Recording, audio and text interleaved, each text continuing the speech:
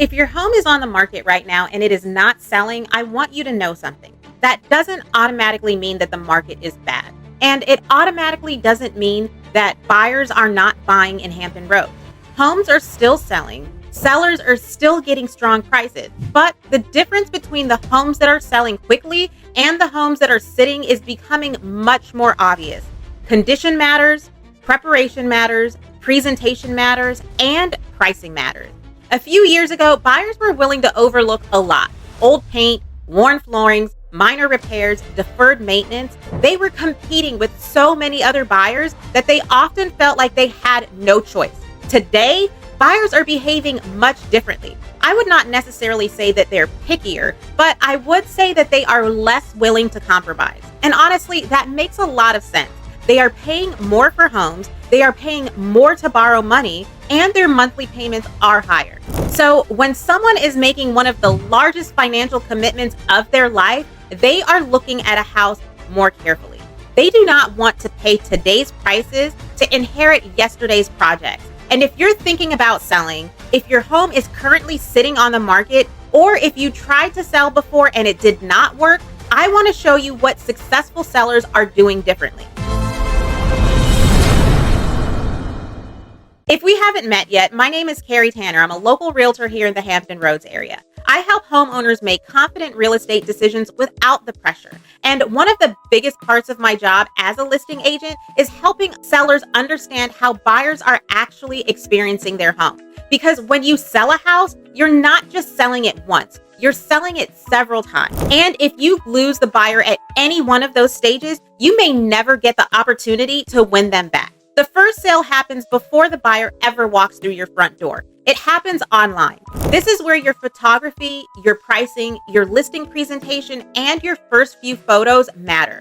Most buyers are scrolling through listings very quickly. They're comparing your house to everything else available in the same general price range, and they are making decisions in seconds. Do I want to see this house, or do I keep scrolling? That is why professional photography matters. The photos are not just pictures of the house. They are the first showing. If the lighting is poor, the rooms look cluttered, the angles are awkward, or the home feels dark and small, buyers may never schedule the actual showing. And this is also why staging matters. Staging is not just about filling a house with expensive furniture. It's about helping buyers understand the space. It's about making the rooms feel intentional. It's about removing distractions, and it's about creating a feeling. A strategically decorated bathroom can completely change how a buyer experiences that space. Fresh towels, a clean countertop, simple decor, and good lighting.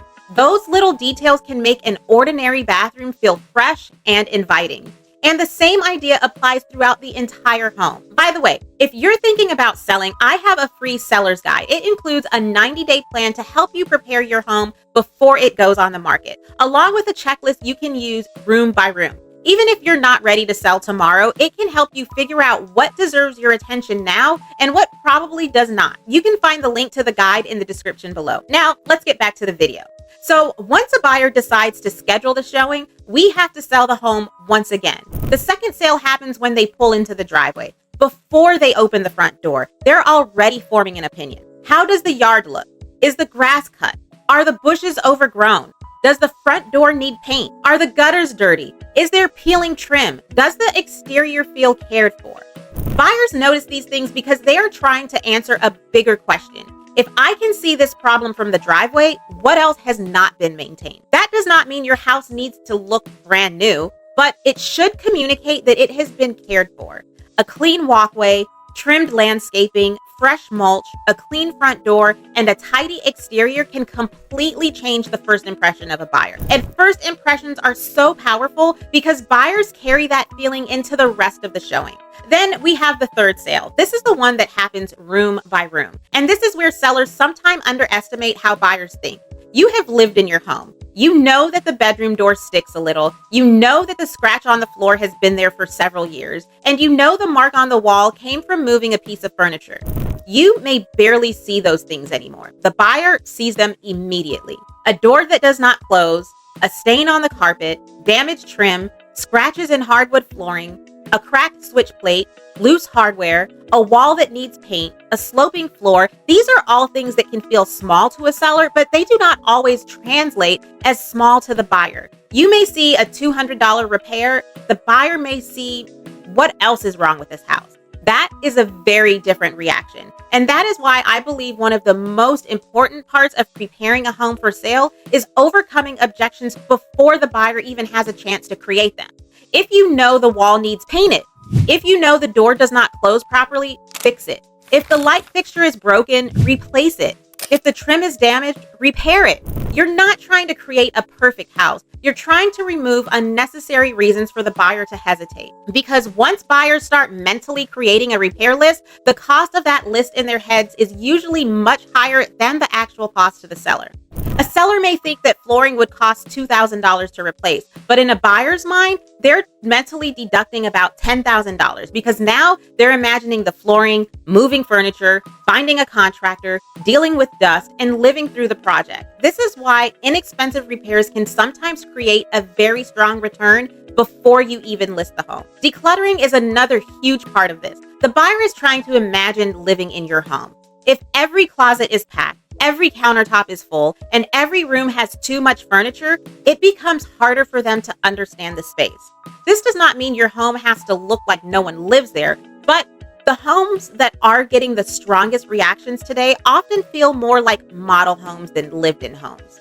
They're clean, they're bright, the staging is simple and intentional. I know that can be difficult when you're still living in a home, and I understand that.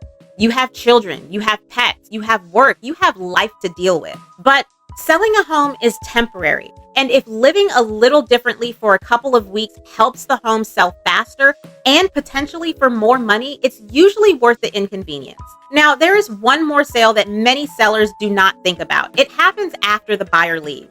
They get back in the car and now they start comparing your home to the others that they have seen. This is where presentation becomes a memory. You do not want their reaction to be, it was good, I kind of liked it, or it checked some of the boxes. You want something to stay with them. Something like, I love that kitchen. The backyard was amazing. The house felt so clean and refreshed. I could really see us living there.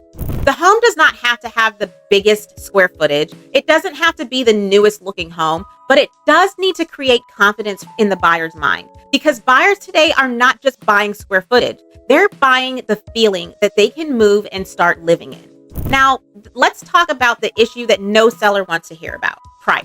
A home can be beautifully prepared and still sit on the market if buyers believe it's overpriced. And I think there is a misunderstanding about how pricing actually works. The seller does not determine the market value. The listing agent does not determine the market value. The market determines the market value. We can analyze comparable sales. We can look at current competition, and we can create a pricing strategy. But ultimately, buyers are the ones that decide what they are willing to pay. And sometimes pricing slightly below market value can actually create a stronger result than pricing it above market value.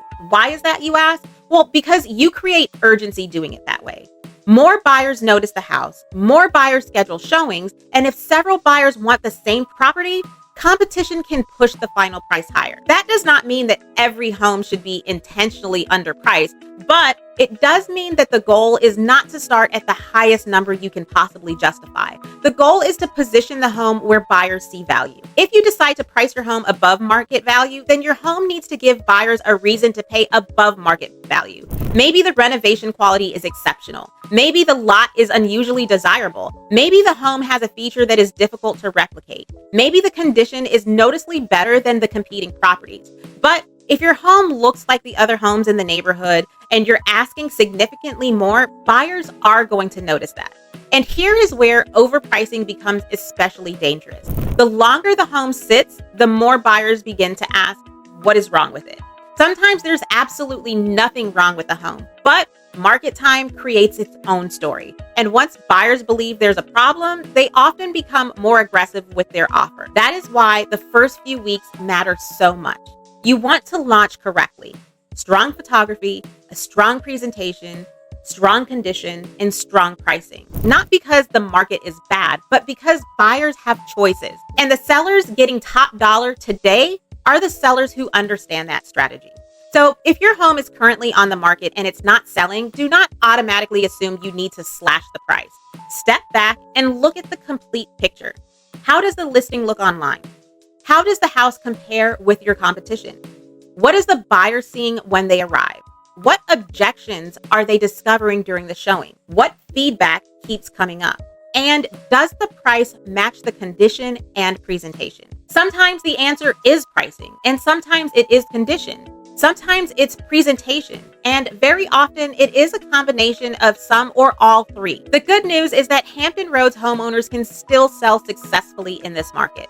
Buyers are still buying and they are still paying strong prices, but they are rewarding the homes that make the decision easier. The sellers getting top dollars are not necessarily the ones with the fanciest homes. They are the ones who are prepared better, who presented better, and who are priced better, because buyers today are not rewarding potential. They're rewarding confidence. If you're thinking about selling, download my free seller's guide. You can find the link in the description below. It includes a 90-day preparation plan and a checklist to help you get your home ready before it even hits the market. And if you're thinking about selling your home, or you've previously tried to sell and it did not work, I would be happy to take a fresh look at your home and help you figure out what may be getting in the way. No pressure, just strategy. If this video helped you in any way, please like and subscribe to the channel. Or if you know someone that could benefit from this video, share it. Every week, I share information designed to help you make confident real estate decisions without the pressure. Thanks for watching, and I'll see you in the next video.